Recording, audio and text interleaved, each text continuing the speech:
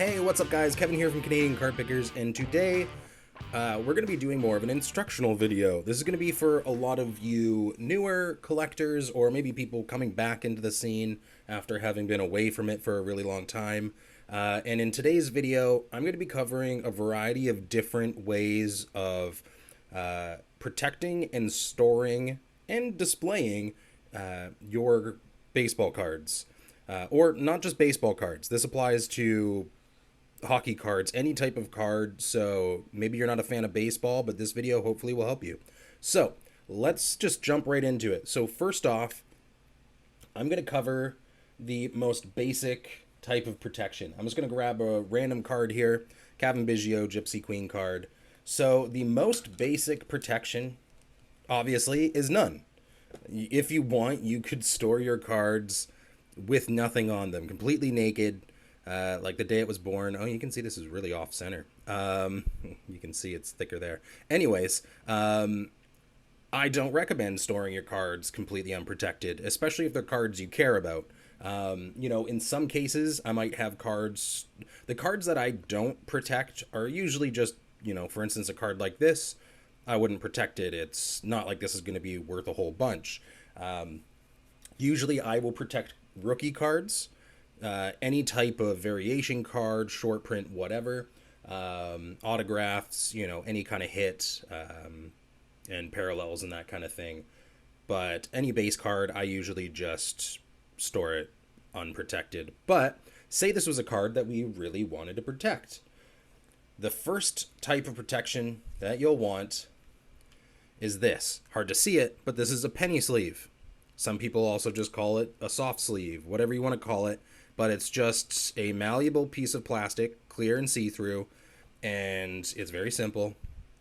You just plunk it in, easy peasy. You want to make sure that you're getting a sleeve that is the right thickness for your card. That's the thing is, different cards have different measurements and thicknesses, like sizes and dimensions, but usually it's based on thickness. This is just a basic, normal sleeve, which is, I'm not quite sure how many points it is. A lot of the time you'll see a point rating for sizes. This is kind of the basic standard one. But if, for instance, you have a relic card, so for instance, there's this medallion card, Asus Luzardo. This is from 2020 Series 2. There is another option, and that is a jumbo sleeve. So, for instance, I have these Beckett sleeves. These are 130 points or less for cards. And the thing is, this one has more thickness to it. You can see this is a lot thicker there, and it's a little wider. And you just can put the relic in, and it fits it. If you were to put a normal card in this, sure, it would work, but it's just gonna have a lot of give, and the card's gonna move around a lot. So that's an option for relics. You can also, use it for just general thicker cards, maybe, that you might have. But usually I recommend getting the right size for what you need. But one of the most common companies that make sleeves, other than Beckett I showed you there, is Ultra Pro. They're a very common one. And the next style of sleeve that they have are team bags. So a team bag, is more meant to store a handful of cards.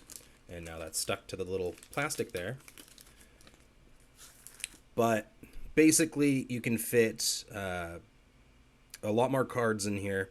It doesn't say specifically, but for instance, maybe you want to, you might want to put in more than one card. Maybe you're sending something to someone. Maybe you're sending all the cards you have from Gypsy Queen of a particular team to someone or something like that. Team bags would be great for that, although you have to keep in mind that the cards are going to be touching each other. So it's almost better to put them into the single card sleeves and then put them into a team bag, because as you can see, team bag a lot larger, there's a lot more opportunity to move around, so there's going to be the chance that a corner gets hit, and then of course the cards the friction, it could affect the surface quality of the cards. So especially if you want to keep them in good condition, keep that in mind. These are also good for additional storage for, say, a top-loaded card. This card that I have, I put into one of these. So you can see I've got my Shohei Ohtani rookie card from Gypsy Queen. I put it in a penny sleeve or soft sleeve. Then I put it into a top loader. We'll get into that in a bit. And then I put that inside of a team sleeve. So that just helps protect it from stuff getting inside of the top loader, and just kind of keeps it isolated. So that's another use for team sleeves, or team bags, sorry, is what they're more commonly called. Put that aside. So I mentioned top loaders. Top loaders are pretty important, especially because with sleeves, they're malleable. So bends are possible, or a lot more possible, and that kind of thing. But there's a variety of more rigid storage or card sleeves that you can get. The first one that I will show you, I got this from a card that I ordered. You can see the Vladdy rookie card up there of Topps Finest. I ordered that, and the person put it in a card saver, is often what these are called. Unfortunately, they use Scotch tape, so it's nigh impossible to get off, or it just gets sticky and residue, but this is the only one I have. I don't often use these. These are used a lot more for people with like shipping, or maybe for grading or something like that. They'll put it into one of these. But as you can see, compared to a sleeve, it's a little more rigid. You can hear that it's thicker, but kind of the same concept. Just slip the card in there, and that helps keep it a little more protected, just from, external stuff. And it's not a perfect seal, but it does kind of push itself down there. But yeah, if you're ever sending anything, try to avoid using Scotch tape. Use something like painter's tape. That's a good one that I've found. It's very easy to take off. That's the whole point of it. Or another recommendation is reduce how much contact is happening with the plastic. So you can put down like a layer with the sticky side facing up, and then kind of put the tape over that down, and then that way you're going to have the protection that you're looking for, but less contact with the sleeve itself. So yeah, that is a semi-rigid sleeve, or a card saver, as they're often called. I don't use these too often. I do prefer top loaders. I am fortunate enough that my local card store does have them. There is a bit of a shortage right now, but it seems to be getting better. But let's talk about top loaders. So what is a top loader? A top loader is, again, a semi-rigid plastic sleeve. You can hear that that's a lot harder. And basically you would put your card in a penny sleeve, and then you would put it into a top loader. So one of the things that you have to keep in mind, though, with top loaders is it's not one size fits all. Just like with the soft sleeves, there are a variety of thicknesses. So as you saw, this card very easily moved in and out. You don't want that. You want something that's going to keep it, held in place. So for instance, this one I think should be the right size. So this one, it's not just falling to the bottom, as you can see. So that means that there's a little bit more friction, which is good. And then a helpful tip I saw from someone, if you're trying to load your card, is you take the card with the open side facing this way, and then you hit against your wrist like that. And that'll help just the inertia, or the momentum, will force the card down to the bottom. You can also tap if you want. Of course, the other way means there's no contact on the card. But as you can see now, that card doesn't easily come out. It's not going to slip out and fall and potentially get damaged. So that is the right size. It's probably a 34.1. I think that's the standard card thickness. So there's that. This one you might maybe use more for an autograph card, which the card stock is just a little bit thicker sometimes. So this might work better when there's a sleeve on it and that kind of thing. There's also top loaders for relics. So as you can see, this relic is super thick. This would not fit into one of these, but if I wanted to protect this, say it's a very rare card or something, then you can get these thicker ones, the super thick top loader. There's 10 in this pack, but it depends where you're getting and what brand. But this should allow for this to go in. It's a pretty close fit, but that's kind of what you want. Obviously, the sizes are going to vary depending on the card and manufacturing process, but these are great for relics, so I highly recommend those if you want to protect a relic. So the next individual sleeve, I don't think I have any others around. There's going to be other ways of storing your cards that you can find. It's going to be a mixed bag. But these are kind of the more common ones and the easily accessible ones. So this is the next thing, and this is what I use for my most valuable cards. So as you can see the background, there's my Luis Robert card and my Shohei Ohtani autograph card. These are meant to store a card that you want to have pretty much airtight. So for instance, I have this Quinton Byfield error card. This was released. It wasn't supposed to be released. It was supposed to be pulled from all the packs, so it actually wasn't supposed to make it out into the public. But the way that these are designed, they're called a magnetic one-touch. They're a little bit more expensive because it is hard plastic. This is not malleable. This is hard plastic, protects from drops and that kind of thing. And you can see right there, that's a little magnet, and it has it on both sides. It makes it really easy for putting it together, and that magnet just holds it in there nice and super tight. Even though this is tight, like, I don't guarantee this would be waterproof or anything like that. Obviously don't go swimming with your cards, but what you basically just do is you take the card and you put it in there, get that lined up there, and it kind of hooks underneath, and then the magnet. And that should hold it in there pretty solid. There's not a lot of shake. There's a little bit of give, but not a whole lot. And that'll protect your card. So again, I use that for my Shohei Ohtani card right there. And I also use it for my Luis Robert short print that I have. So one thing as well, this isn't something you can just go and buy, but there is the option, if you really want to protect a card, of slabbing it. So when you send your card off to a grader, for instance, PSA, SGC, Beckett, and whoever else, they will grade it, and then they will put it in a slab, which is designed to keep it in that condition forever. So for instance, this was the first graded card I ever got, this PSA 10 Vladdy missing card number rookie card. And this is slabbed, so this is basically designed to not be opened. You can open them, but I don't advise it. But this is meant to be a permanent solution. So this is not cheap. Like I said, you can't just go out and buy, a PSA slab or whatever. Maybe you can, but I wouldn't do it. This is through the grading process. So if you wanted to get a card graded, you have to pay however much. Part of that cost is the slab.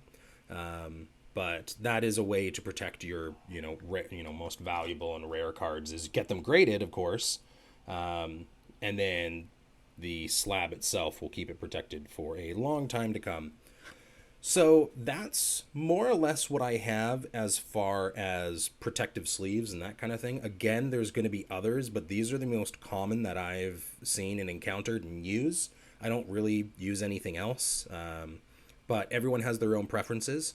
But the next thing I want to talk about is how to display your cards. There's a whole bunch of different ways. The most common way that I use it is with these 3D printed stands that I have. If you have a 3D printer, it's just a great option. You can just print them on the fly. I can usually print, 9 of these at this size in, like 8 hours or something like that. But it's just simple. Card goes in there. Ta-da. That's what all of my cards in the background are sitting on, is stands like these. I do sell them on my Etsy. it's a better deal to buy a whole bunch. So if you want to display all your really good cards, it's better to buy these, in a set of 25. But yeah, so that's an option. There's a variety of other different stands. Like I said, this is made out of, this is 3D printed. So this is, this is made out of PLA, a type of plastic, but, you can get other types of stands that are using, acrylic, right? That are made out of an acrylic base and, are more professionally made, mass produced. Depends what you want to do. But the other different options, for instance, if you really want to put maybe a set of cards on display, you could make a shadow box. There are some shadow boxes specifically designed for trading cards, and you can get those. You can check out, say, like Michael's or Amazon. You can check some of those. It can also be a creative project on your own if you want. I've been trying to work out making a shadow box for a couple things that I have, a jersey and a ball. Actually, this ball. But, it would be a larger project that I don't know if I can do. But, yeah, so that is one option for displaying your cards. But I like the tried and true, just simple stand. It's cheap, and it doesn't look too bad at all. So, yeah, but again, there's a whole bunch of different ways that you could display this. Different types of stands out there. Mine that I print out. These are very just simple. They have a little thing there to keep the card from slipping out. They have this for it to rest on so it doesn't fall backwards. And then they also have this that extends out to prevent it from tipping. So not bad design from the person that I found it on Thingiverse. I will link to it in the description. If you have your own 3D printer and you want to print them, I'll put that down there. But yeah. And then the final thing that I want to talk about is storage. So not protection, but storage. It's a type of protection, but there's a whole bunch of different ways that you can seal and store your cards away. So let's talk about the not so great options that you could do in a pinch. So one thing that you can do, I only use this method for cards that I really don't care much about. So for instance, I opened this box of 2021 opening day. I just reused the box to store all the general base cards. It's opening day. It's not as valuable as the other stuff. I'm not too worried about this collection.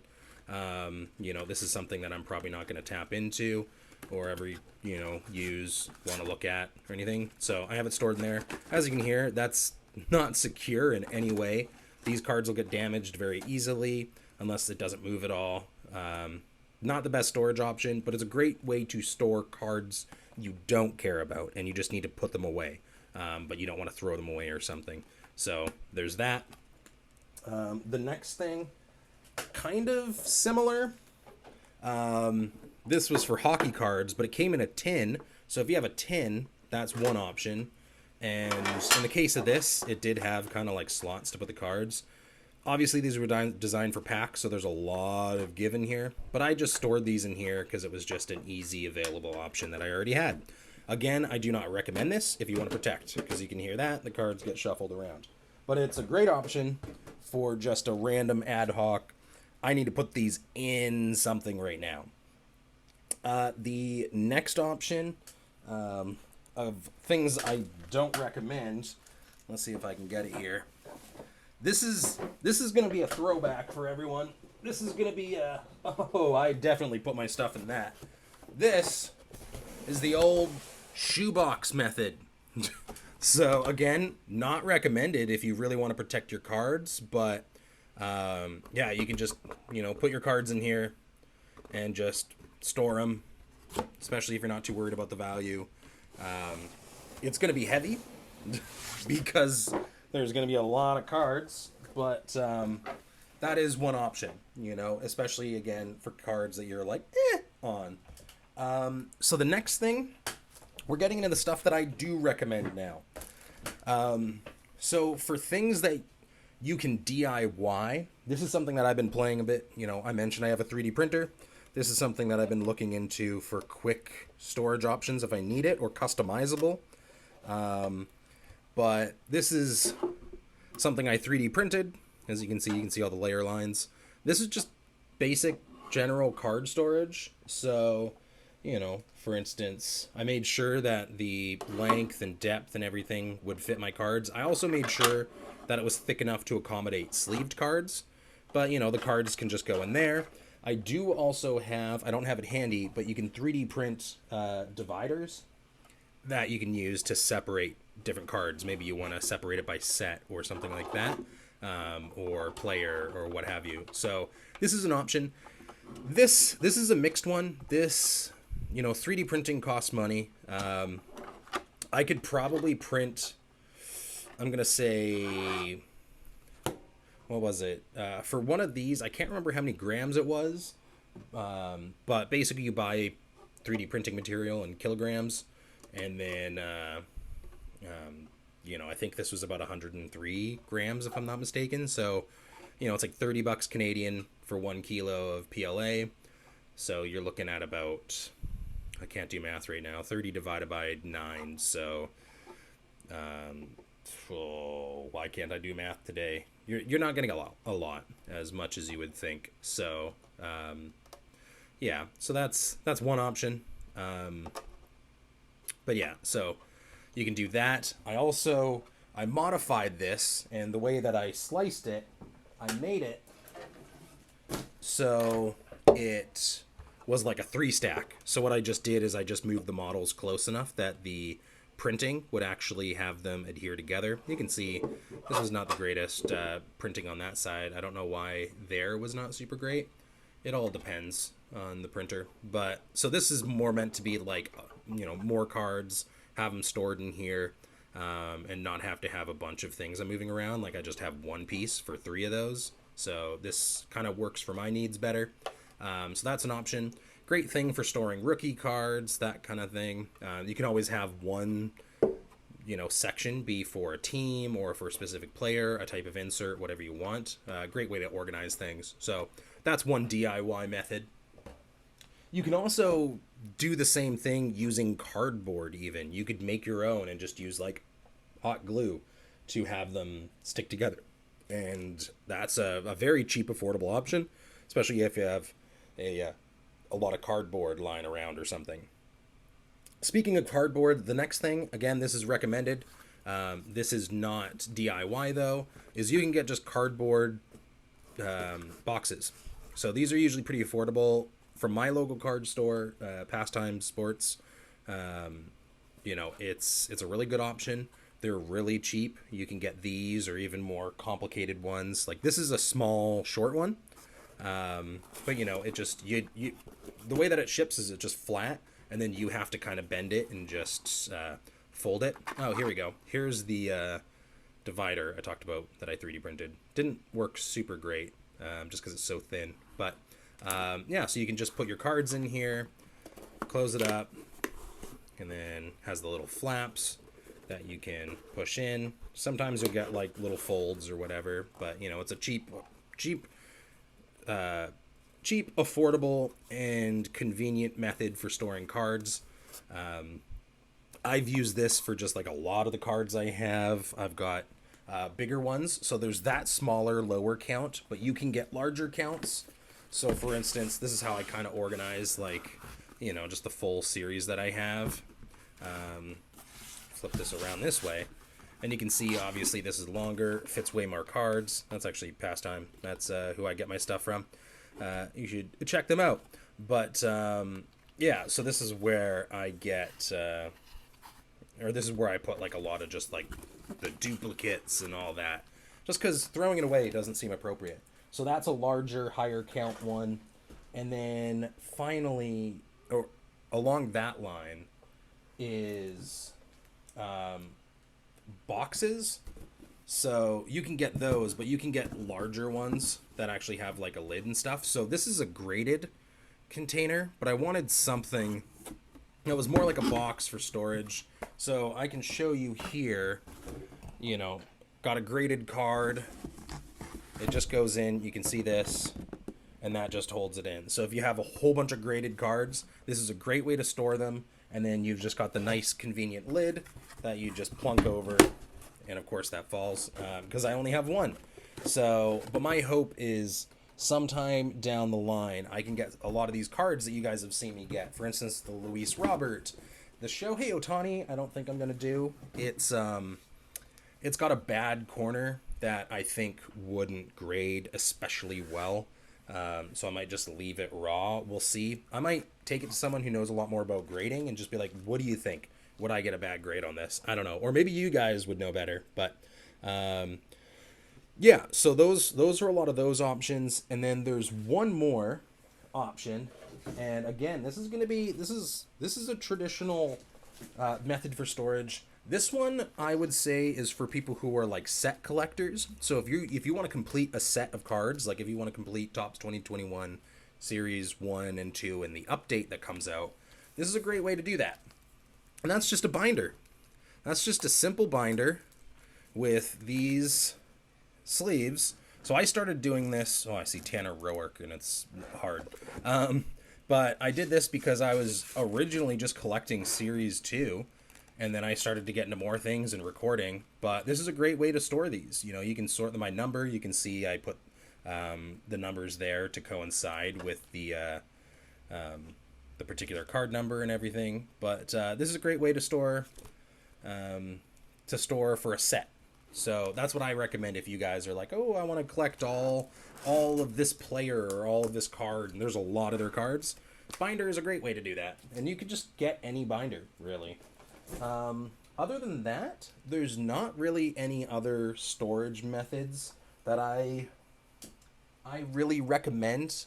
These are the ones that are going to be kind of the best options, depending on your budget, or the most tried and true. If any of you guys have other suggestions for storage for people starting, feel free to post it in the comments. You know, like I said, this is all the stuff that I've been using myself that I recommend and would recommend. But if you guys have other stuff that I don't have handy, feel free to let people know. We're all about learning and growing as collectors here. So hopefully you guys, can help provide that as well. But that's pretty much it. If you guys have any questions, don't hesitate to post in the comments. I'm very responsive. You can also follow me on Twitter at Can Card Pickers. Canadian Card Pickers is too long. But you can post in the comments and I'll reply if you don't have Twitter. Yeah. Hopefully you guys enjoyed that. Hopefully it was informative. If you want more content like this, make sure to subscribe, like the video, and let me know if you have any questions or if you'd like a video about anything else that you're having trouble with, because that would be handy. It would be good to know what you guys want to learn. Because I've learned a lot, but sometimes it's hard to know. It's hard to remember what I didn't know. It's as complicated as that sentence is. But yeah, again, thank you so much for watching. I appreciate it. Hope you all have a good rest of your day, your night, or your morning. And we will see you guys in the next video. Bye.